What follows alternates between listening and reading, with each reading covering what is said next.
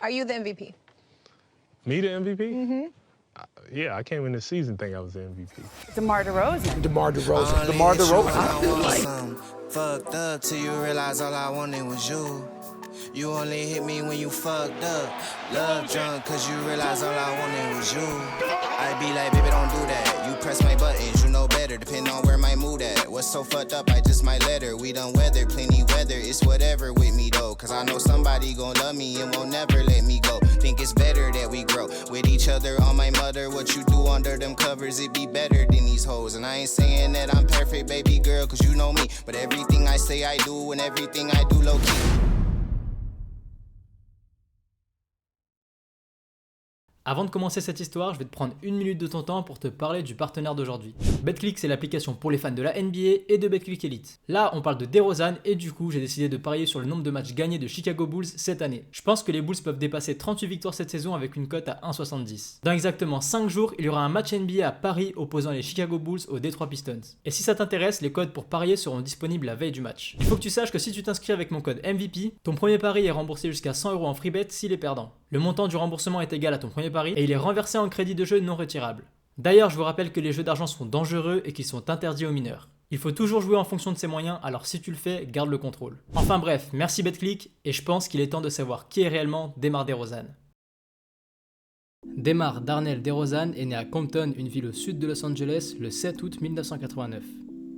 Il est le fils de Frank DeRozan et Diane DeRozan. Il mène une enfance difficile dans cette ville connue par sa criminalité et ses guerres de gang. À 5 ans, il assiste aux funérailles de son oncle, membre du Pocket Hood, un gang de Compton, et chaque année, il assiste à de nombreux autres décès alors qu'il n'est encore qu'un gamin. C'est dans cet environnement que DeRozan se construit. Il le dit lui-même, cela m'a appris la résilience, m'a appris à être un homme, ça m'a enseigné la dureté, et tout ce que je suis, c'est Compton qui me l'a appris. DeMar côtoie cette criminalité, mais heureusement, ses parents lui apportent une très bonne éducation et l'éloignent des trafics et des gangs.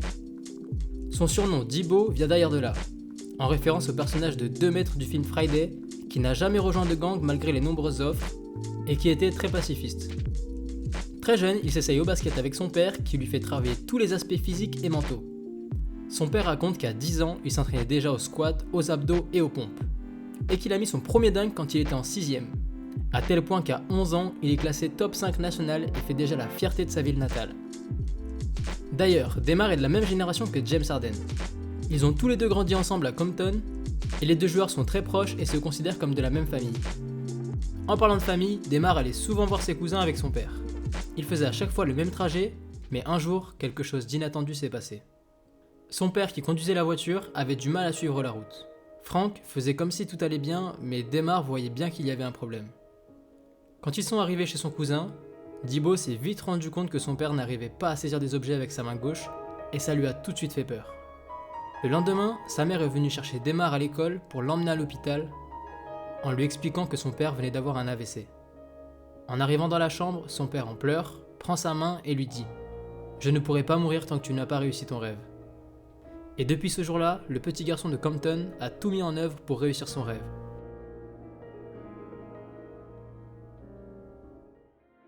Au Compton High School, DeRozan réalise des statistiques stratosphériques de 29 points, 8 rebonds et 3 interceptions de moyenne par match.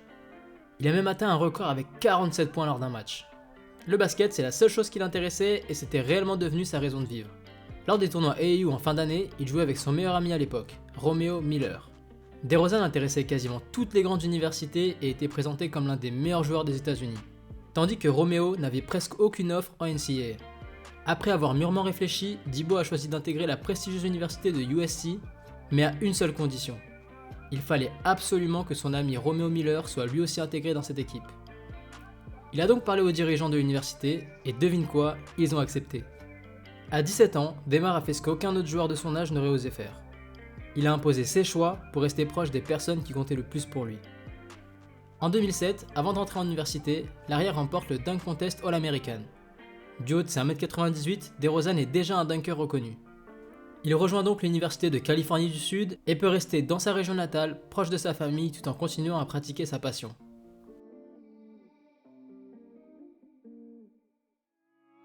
Pour son unique année en NCAA, DeMar DeRozan présente des stats de 14 points, 6 rebonds et 2 passes décisives par match.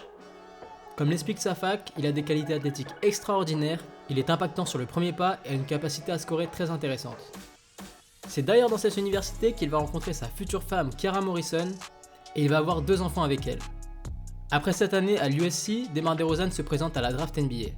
James Harden est sélectionné en 3e position et DeRozan rejoint les Toronto Raptors en 9e position. The 9th pick in the 2009 NBA draft, the Toronto Raptors select DeMar DeRozan from the University of Southern California. Il explique qu'il a fait qu'une seule année d'université pour venir plus vite en aide à sa mère qui souffrait de lupus, une maladie chronique. Son premier achat était une maison pour ses parents dans un quartier plus tranquille. On se rend compte que très tôt, DeMar faisait déjà tout pour ses proches. Pour sa première année dans la ligue, il enregistre des stats encore timides avec 9 points et 3 rebonds de moyenne. Et à 25% de réussite à 3 points, l'arrière doit encore travailler son shoot. Cependant, DeMar se fait remarquer en participant au Dunk Contest en février 2010, et l'année suivante, il participe à nouveau au Dunk Contest et termine 3ème du concours. Participer à son 2e concours de dunk après seulement 2 ans dans la ligue, c'est déjà impressionnant. À ce moment-là, DeMar DeRozan était vu comme un joueur qui ne savait presque que dunker, mais petit à petit, les choses vont changer. Avant le début de sa 2e saison, alors qu'il n'avait encore rien prouvé à Toronto, DeMar balance un tweet sur les réseaux expliquant qu'il allait prendre les choses en main. À ce moment-là, Toronto cherchait une star sur le marché des transferts. DeRozan était bien loin de ce statut et les fans n'ont pas hésité à se moquer de lui. Mais comme tu le sais, Debo ne va pas lâcher l'affaire. Sur cette 2e saison, à seulement 21 ans, DeMar monte d'un cran et dévoile ses qualités de scoreur et de leader. Avec un match référence à 37 points en décembre 2010, il passe à des statistiques de plus de 17 points par match, 4 rebonds et 2 passes sur la saison. Son shoot à 3 points reste encore hésitant, mais DeMar tente très peu derrière la ligne à 3 points, et l'arrière a développé la culture du mid-range, le tir mi-distance, et il le maîtrise si bien qu'on ne lui en veut pas de ne pas tenter à 3 points.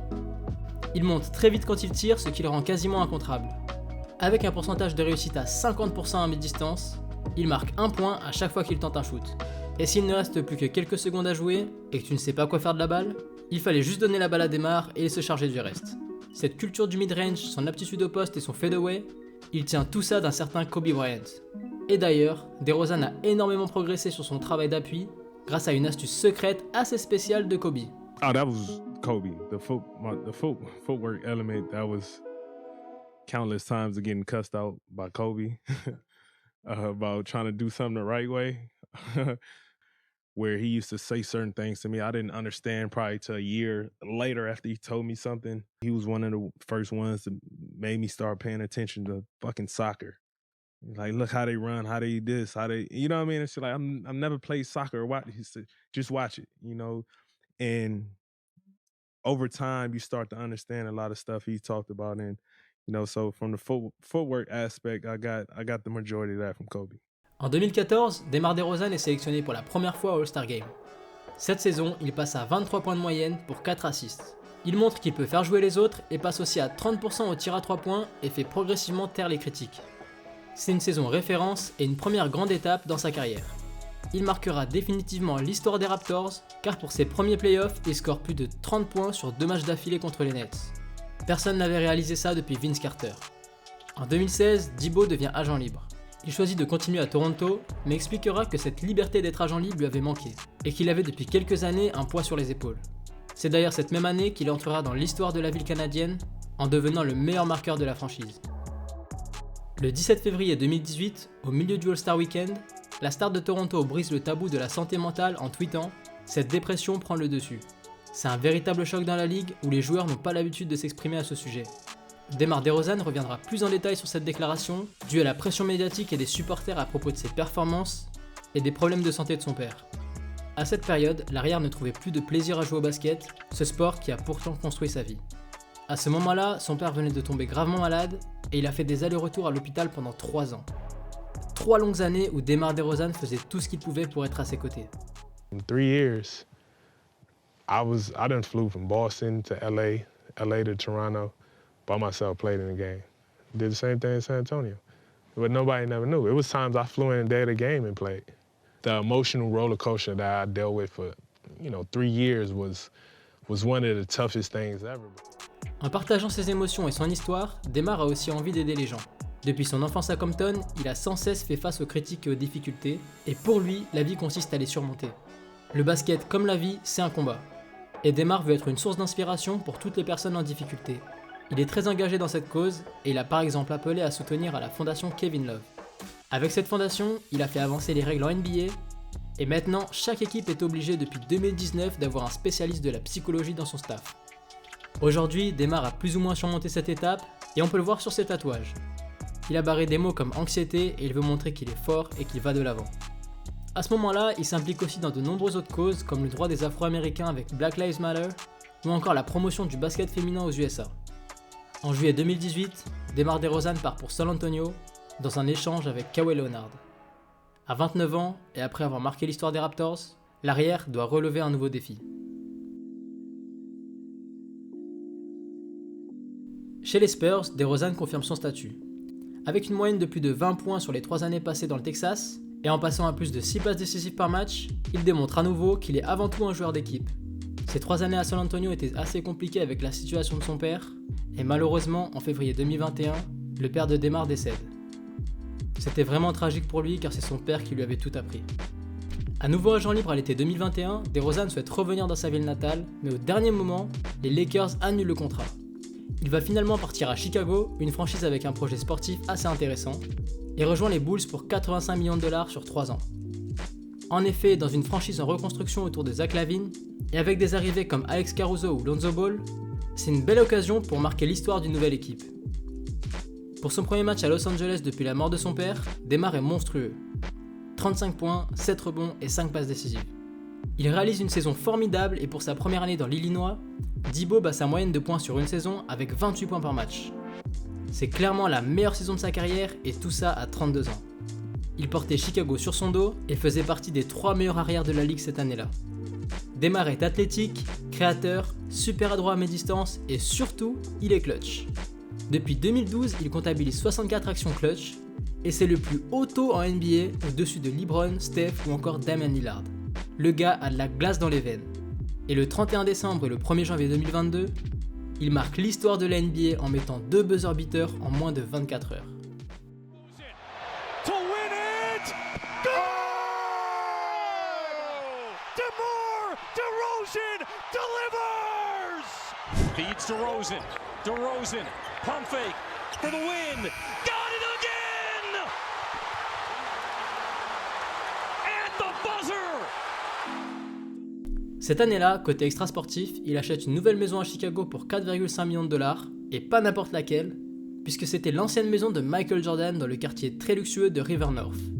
Niveau sponsor, il signe un nouveau contrat chez Nike durant l'été 2022, et DeMar est fidèle aux chaussures Kobe qu'il porte depuis ses années lycée.